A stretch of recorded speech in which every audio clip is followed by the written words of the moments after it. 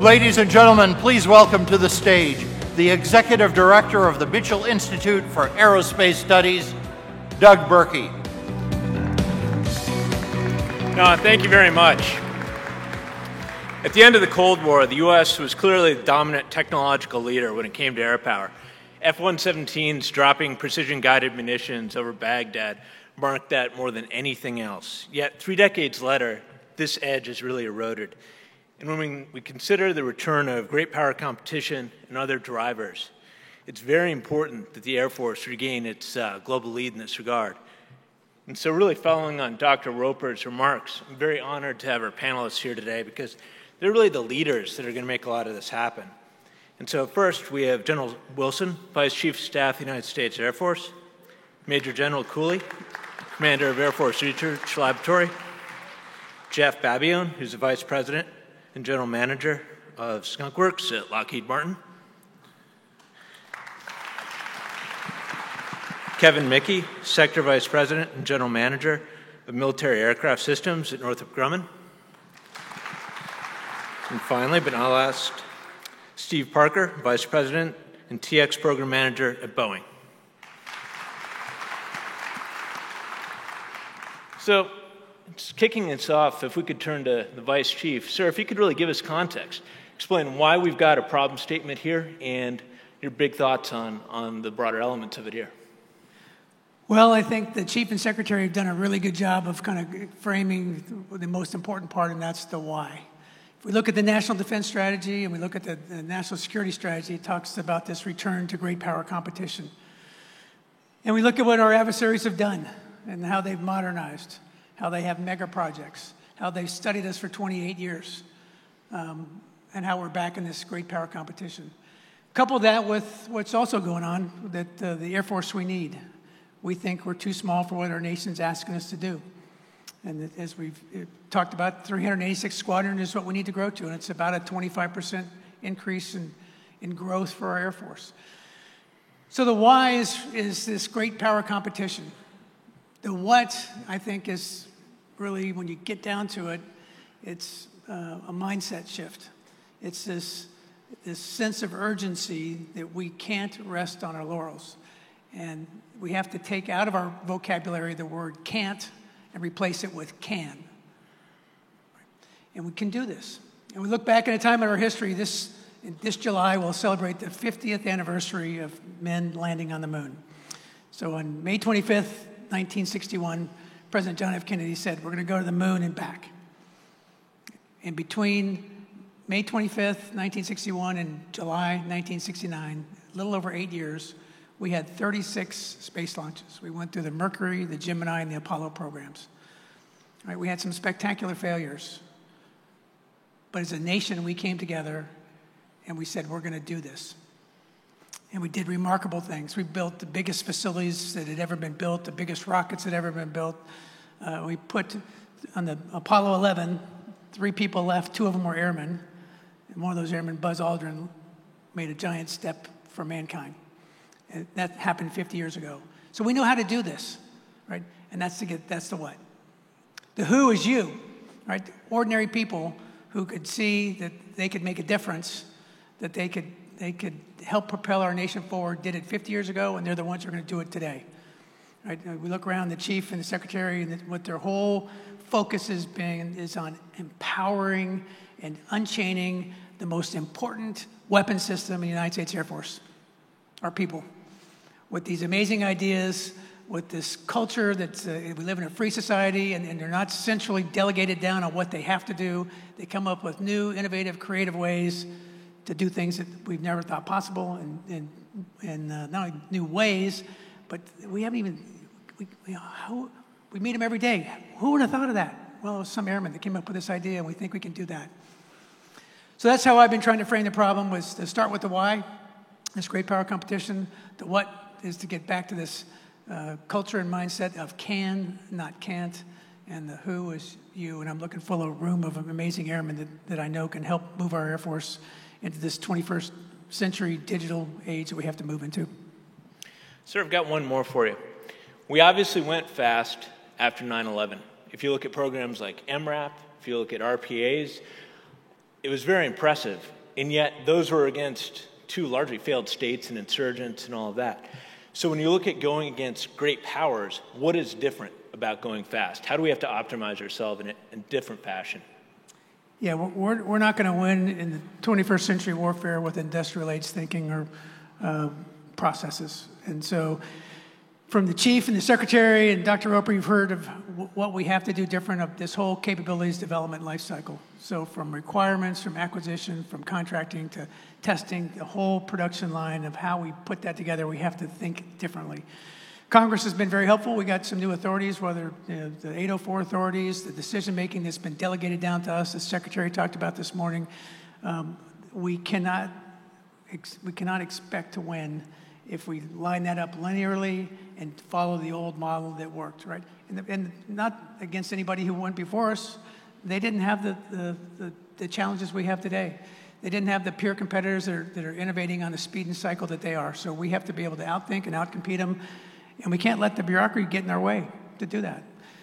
We certainly have to partner with our industry partners. We've got to be able to reach out across academia and all the bright minds across the country with the ideas. And then we've got to be able to partner and strip out the regulations that are hindering us across all those areas, from the requirements piece on the front end to the acquisition piece to how we do both operational testing and developmental testing, how we compress that, how do we get the budgeting and contracting piece in there, all built around an operator with a speed of relevance and the mindset that says, look, delivering capability 10 years late, it's irrelevant, we just can't do that. So we've got to change that whole mindset piece. General Cooley, at Wright Pat, you're the one actually charged with making a lot of this happen, where the rubber meets the road. When you look at evolving AFRL's mission and really honing it for this new era in which we live, how do you see everything changing from your basic S&T practices to human capital management and the kind of people you want to recruit and retain and all of that? Could you please describe that? Well, that's a big question and covers just about everything. But let me start as the Vice Chief did at the National Defense Strategy. But I'm going to talk about the lines of effort in the National Defense Strategy because it's really what has helped us frame what we're doing and how we're going to move forward.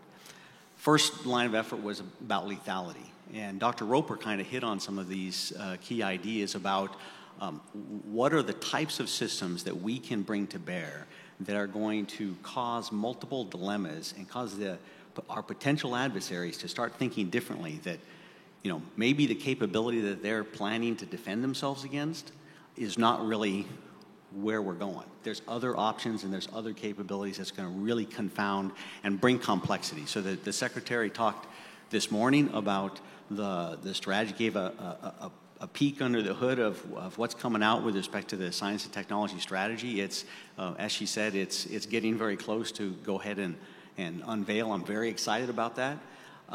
But those main capabilities, those strategic capabilities are what we are driving towards to get at. But that's really all about lethality. The other two lines of effort within the National Defense Strategy are business systems. And let me talk a little bit about doing business faster. Dr. Roper's talked about that, but down at where the rubber meets the road within the laboratory ecosystem, the expanse of other transaction authorities. So other contracting mechanisms besides BAAs and SBIRs and a whole variety, RFPs. There are ways in which we can partner and go much faster. I apologize. That's for many in the audience. We're probably saying, okay, this is acquisition alphabet soup. But the point is, there are different mechanisms that will allow us to go faster. Also, in the way that we execute competitions to contract with industry.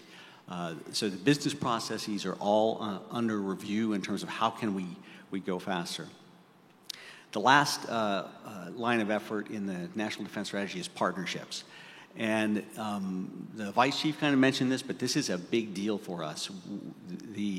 In fact, one of the stories I often tell goes back to about a year and a half ago. I think I got a note from the Vice Chief that said China had just announced that they were investing $10 billion in a quantum institute. "What are you doing, Bill?" And I said, "Okay, well, I'm going to get my homework assignment, go see what we got." Well, I came back with the answer, and at the time, we were investing about $10 million in quantum-related technologies. But I said, that's not really the right question. The question is not what is the nation state of China doing relative to a single defense laboratory, but what is the nation state of China doing relative to the United States as a nation state? And as everybody knows, there's a lot of activities in the Department of Energy with our sister service labs, and then we can also reach across the ocean to our allies. And so since that time, that was about 18 months ago, we have engaged all of those entities to build up the team to advance this technology and compete. Now, the interesting challenge that we have is our system is not set up as a top-down or centralized control for all of these investments, but rather it's distributed, it's competitive, and it's messy, but we get a lot of energy and dynamism out of that.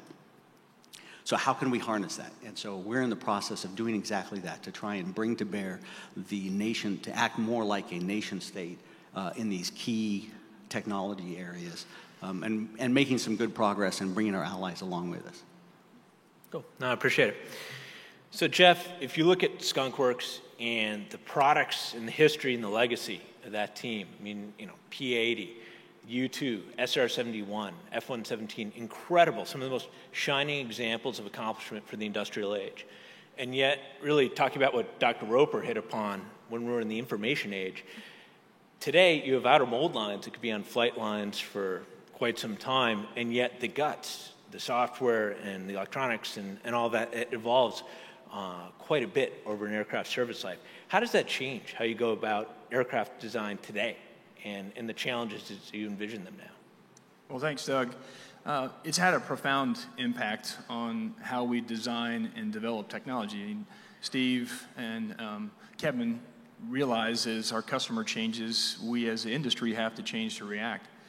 And so for at least the last 10 years, Lockheed Martin, and I know many of the Northrop Grumman products, have moved to an open mission software, open radio architecture, utilizing the UCI interface that will enable us going forward to upgrade our platforms, your platforms, as quickly as possible. Just last year, we put one of our systems on a U-2, and in the span of 3 weeks, we integrated, tested, and demonstrated 3 different companies' EW systems.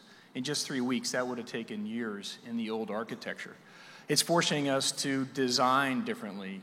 Dr. Roper mentioned the digital thread, digital tapestry, something that's not new, but the way we're utilizing it and being able to connect it seamlessly from the very beginnings of the concept development all the way to how it would be used. I know all our companies are investing heavily in better technologies and what we call designing for, and just leave that out there. How do I design for cost? How do I design for performance? How do I design for lower sustainment costs? And I can ask those questions of the system if I've laid it out properly very early on, enabling us to do a better job of understanding what the real cost performance attributes of our systems will be. It's something that really is going to harness artificial intelligence and machine learning going forward, where I think we're really just starting to begin to really understand where that can go. And why I think that's a positive aspect of these new generations of airplanes, it has really caused, I think, a considerable challenge for not only industry, but generals I'd offer for your own workforce. It's knowledge continuity. We've all seen that chart that said in 1950 there were dozens of aircraft programs, and in the last 2 decades there's 2 or 3. And while we are giving these new engineers and scientists great tools to design and develop the next technology, you can't learn how to do this on the Xbox.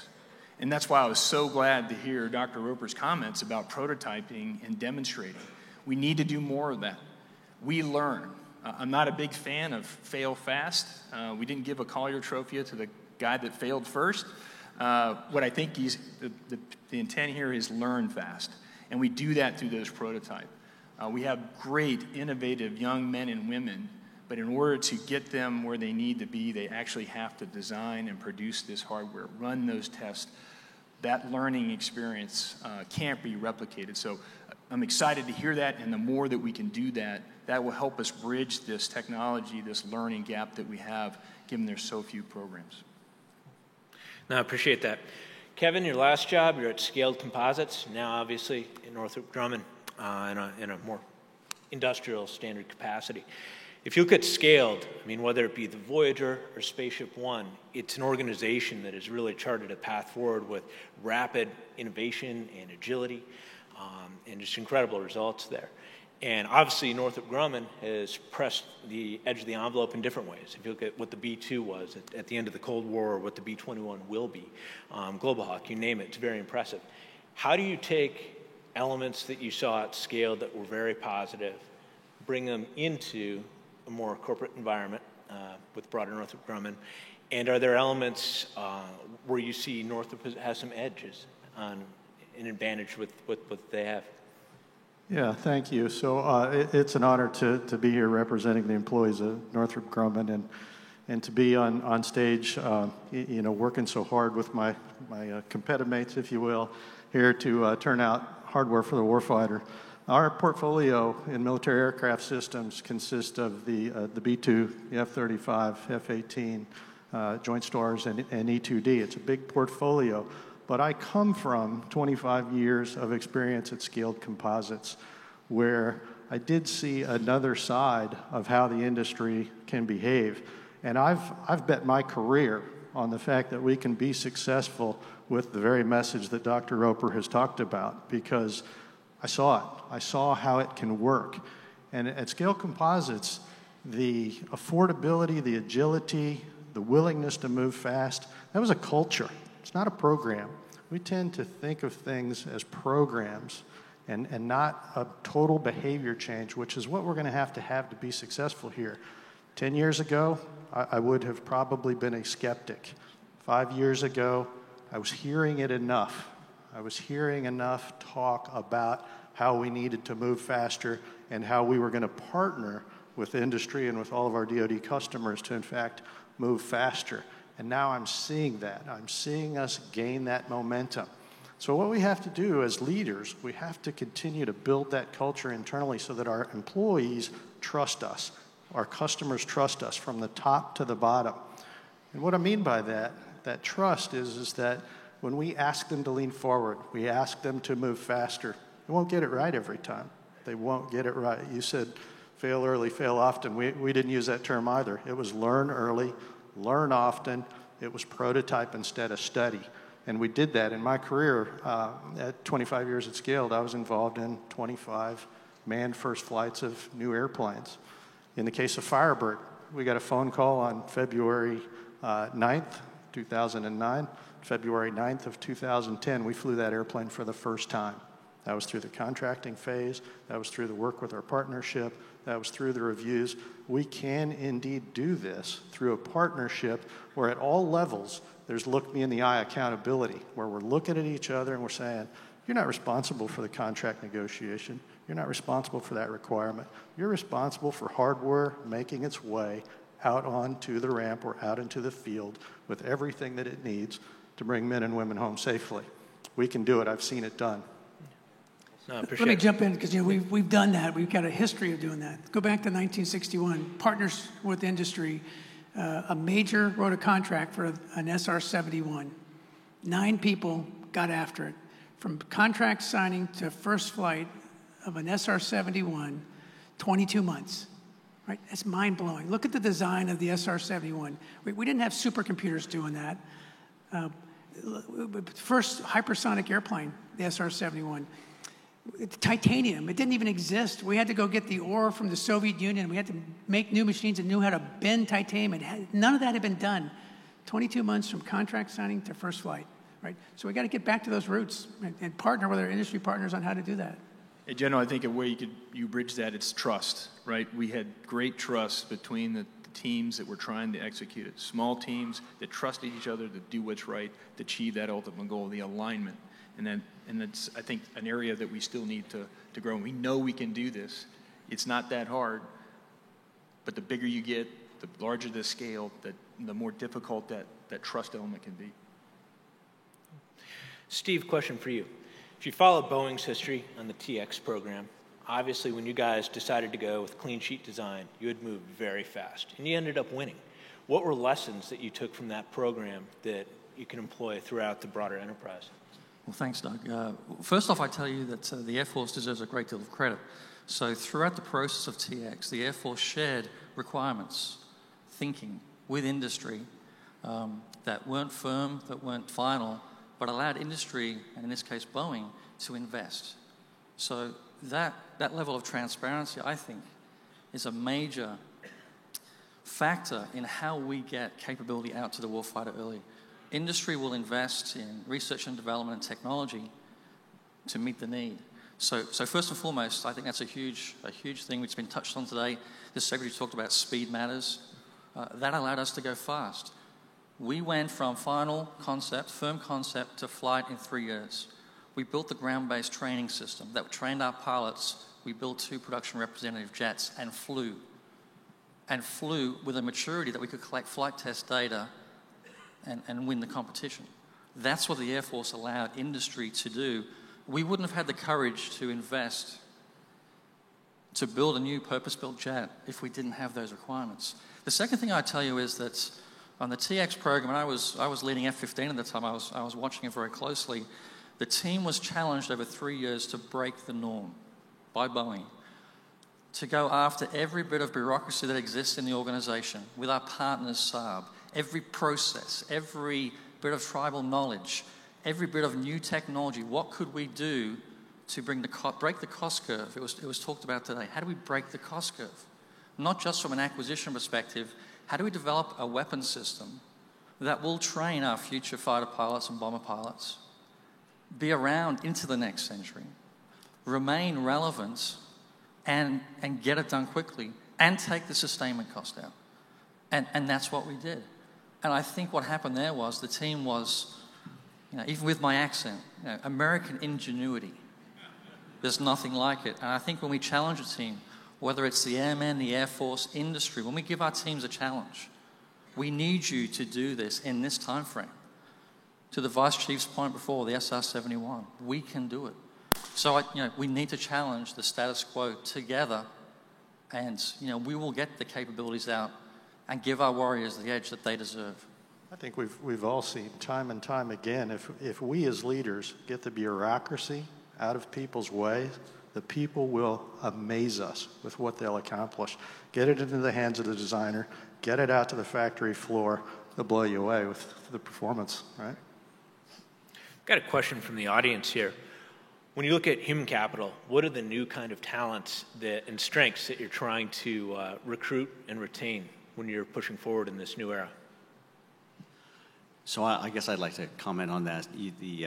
In terms of the workforce, I think it was Thomas Friedman just wrote a book recently where he said the workforce is kind of changing from a learn to work model where you go to school, you get your degree, you become a mechanical engineer or whatever, and then you go to work and you apply that, to a work to learn model in which things are moving so fast. We've got to be technologically agile. We've got to be able to learn. I've got to take a workforce who's very smart, very capable, STEM degreed, and say, let me teach you about quantum mechanics and how that might be applicable. And so one of the things that we're moving towards is building up those short course-like capabilities and certification types of things, working with the Air Force Institute of Technology in particular, but so we can get the skills and education of a workforce. And the workforce has got to be willing and able to adjust and adapt. That's a challenge in some areas, but that's where I see one of the significant shifts in the workforce moving. The other aspect of this is teamwork, is the social, is just the, too often we've seen people who are really, really bright, but if you can't work in a team and bring to bear the various skill sets and the multidisciplinary capabilities, you're highly unlikely to be successful. And so most of the innovation and breakthroughs that we've seen are at the seams of technology. And in order to do that, you've got to be able to work with people who don't come from your tribe and reach across and be exploratory. And so those types of skills are really central to being innovative and inventive. And if I could just maybe pull that apart a little bit. The theme of this conference is innovation, which is great. We see innovation across the Air Force, which is a tremendous opportunity for us.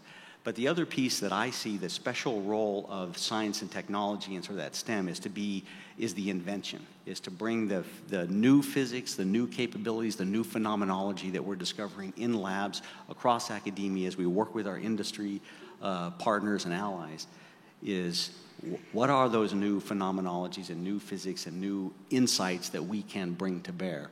And so it's both the innovation and invention that need to come together for that technological advantage.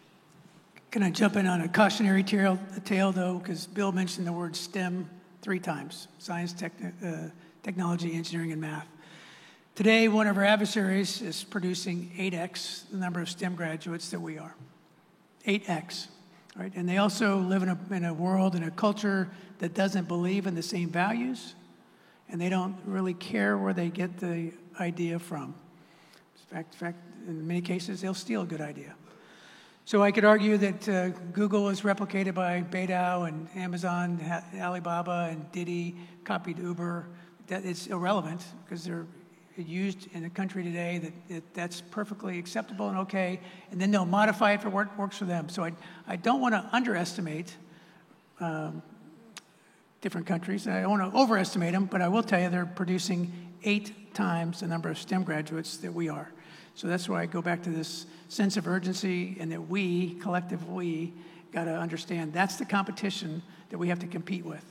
And so the young talent that Bill's talking about, we have to be able to find it, we have to be able to attract it to us, and then we have to be able to retain it. And to do that, we've heard speakers today, General Wells talk about how do you bring passion to something? How do you inspire people to want to make a difference in the companies and organizations that we're all going to be part of? And that's our challenge and opportunity moving forward. Yeah, I think besides the great numbers that we're facing, attracting that talent to our industry is harder than it's ever been before. The skills are applicable across the Googles and the Amazons. So as we start to pick up momentum and as we start to produce hardware, people can't help but get excited and be inspired. I don't know about you guys, but I get way more excited about a jet than I do the watch that I have on, right? And it used to be that people were inspired by that. We don't do enough to get that hardware out to the field fast enough so that people are excited about it. So that'll help as we gain momentum. It's going to help our cause even more to get people into the industry. If I can add one other thought, this is the way I think about the role of the Air Force Research Laboratory and many of the folks that we work with across our joint partners. We're in an ecosystem, and that ecosystem has natural connections with a whole bunch of partnerships.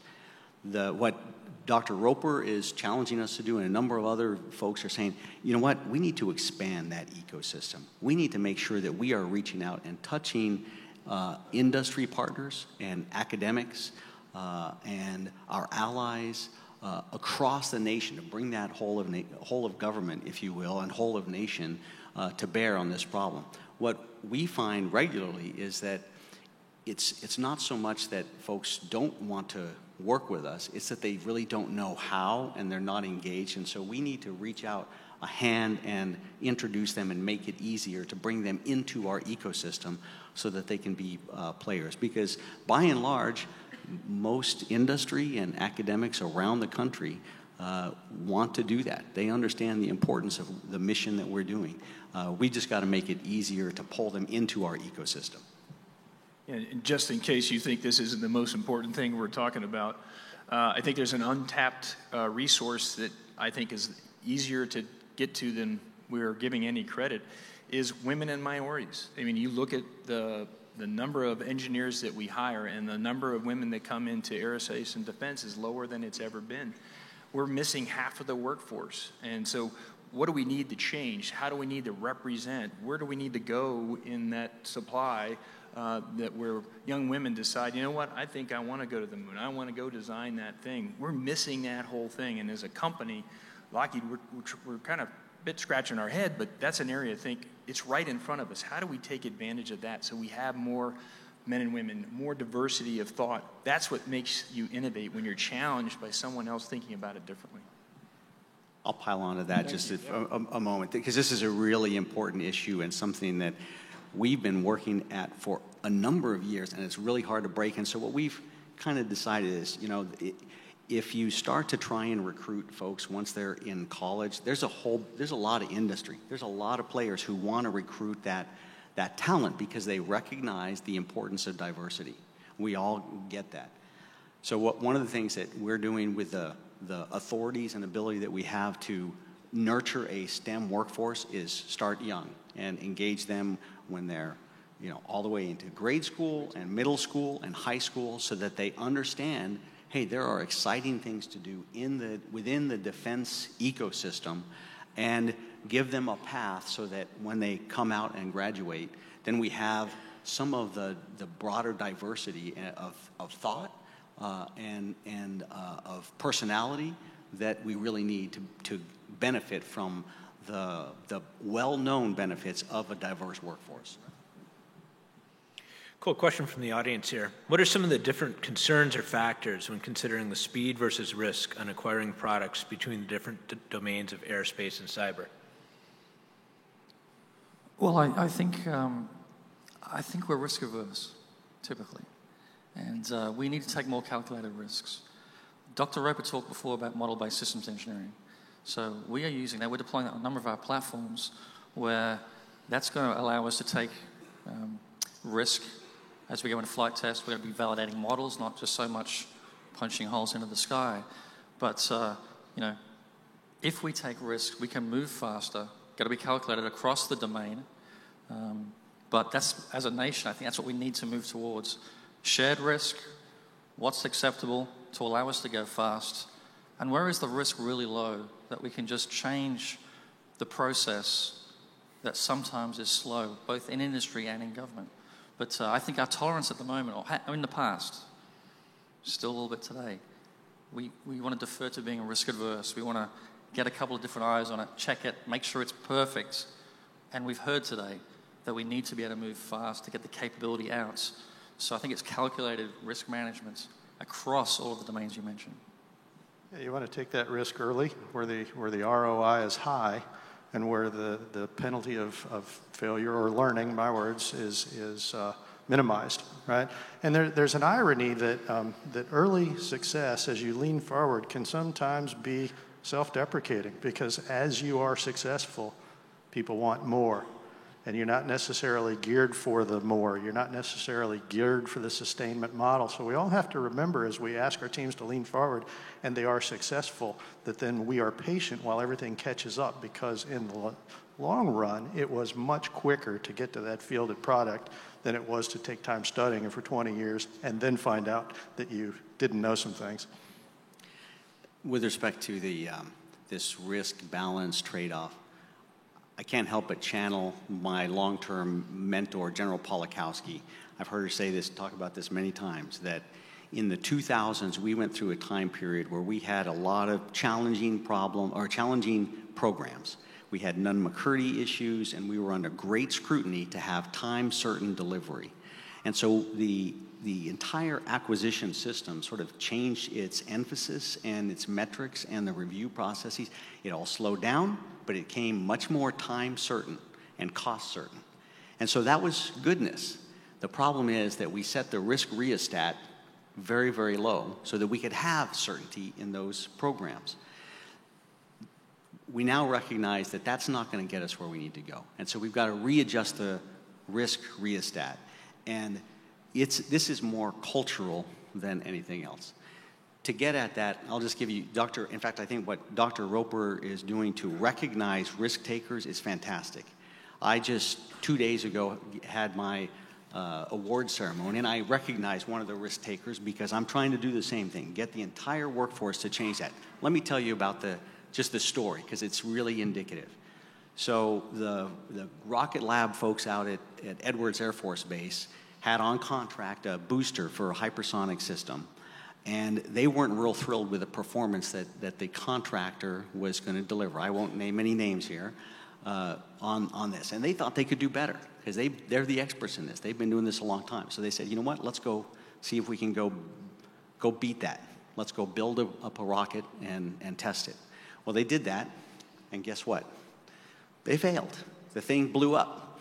Well, it didn't exactly blow up, but it did not act like they were like they had planned. But that's how you learn, and at a very low cost. But that's how they learn.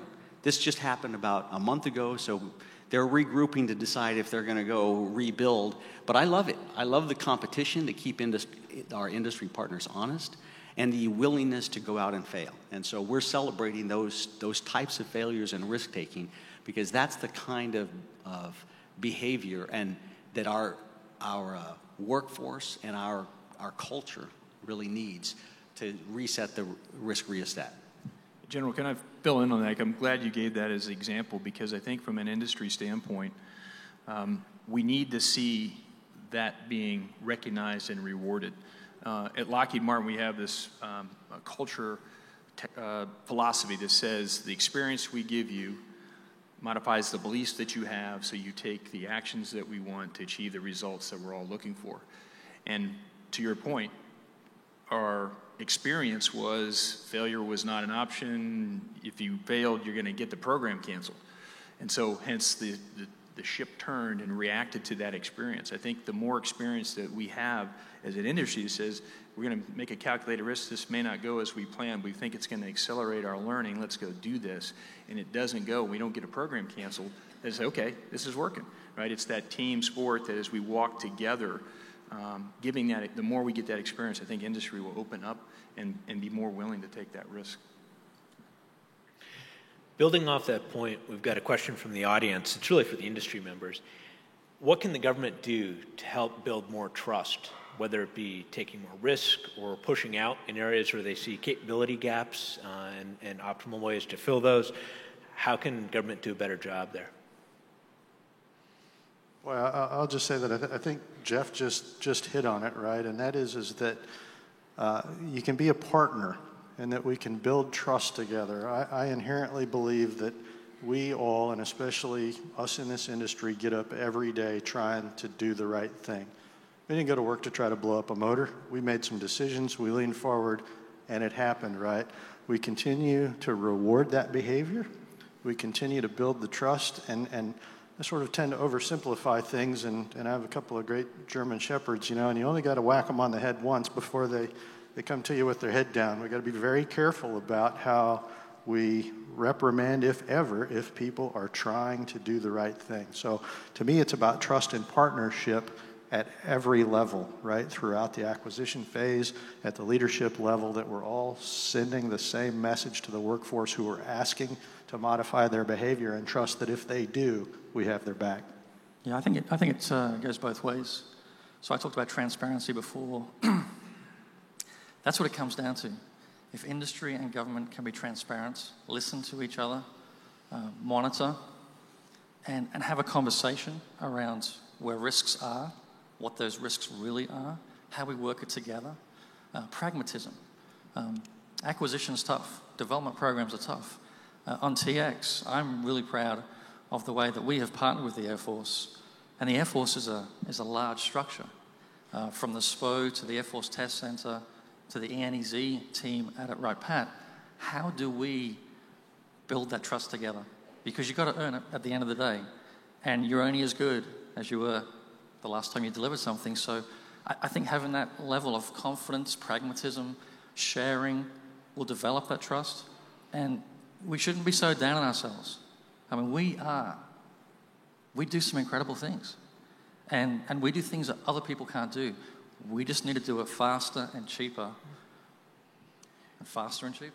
Yeah, Doug, I think, following up on, Kevin, your culture comment, Kelly Johnson had it right 75 years ago. Many know his 14 rules. And one of the main, when I look at the 14 rules today and put them in a more modern context, it's about small, empowered teams, trying to keep the access to the program as small as possible. And I think that's why big programs get challenged, because the more people that are involved, the more bureaucracy, the more, would the secretary say, we're spending time on stupid things. It generates its own bureaucracy. And so the smaller we can keep the teams, I think our experience would be that way. Even when I look through my Skunk Works portfolio right now, the ones that are doing really well have the smallest program teams, the fewest engineers. They're moving with speed, and they can make decisions because they're given the resources they need and they're empowered to do that. But even within that, we have other programs that are much larger, and they struggle to get through basic decisions because of that, I think, wasting time on things that's not value added. So that's a culture. It's the 14 rules, but it's really the people, the men and women that we put in these jobs and give them the responsibility to execute. Don't disagree at all. However, the other side of the coin is too oftentimes in these small pockets of teams that are doing activities, I find that the right hand doesn't know what the left hand is doing, and they should, right? And they could benefit from one another, and that becomes a challenge. So I don't disagree that you got to empower those small teams go, but one of the challenges that I see, and this is across, that big whole of nation, turns out it's a big nation. There's, lots of, I'm working almost daily with my Navy and Army counterparts to try and ensure that we are leveraging where it makes sense to leverage and being, not duplicating. So that's the flip side of the coin, if you will, is getting some mechanism by which people have an understanding of who's doing what so that we can benefit from that. And that's part of that partnership. Yeah, look what the chief and the secretary have been spending lots of time talking about over the last couple of years about this empowerment piece. The chief holds a wing commander conference every year. He would say it's probably the most impactful conference that he has. He brings in all the wing commanders, and his basic message is this: I trust you. I have your back. Go long. Don't wait for me or the secretary. Right? You're all at the point of impact. You're the ones that are seeing the issues. Move out. I trust you. It's powerful. Every place I go, that message comes back to me about thank you, that the chief has our back, that we get it, we're moving out, we're not waiting, we can make a difference. So it's whether it's a program office, whether it's at the squadron level, that message is resonate from the chief. Well, sometimes you're better lucky than good, and we're at our time, and that was quite a message to wrap with. I want to thank all of you for participating today. Thank all of you for attending. We're going to have a break now in the exhibit hall, and so please be in your seats at 3:15. And then also a membership reminder, the FA booth is out there as well. And for members from Virginia AFA, after the Spark Tank competition, if you could meet out by the stairs out there, there's going to be a photograph for that group. So with that, thank you very much.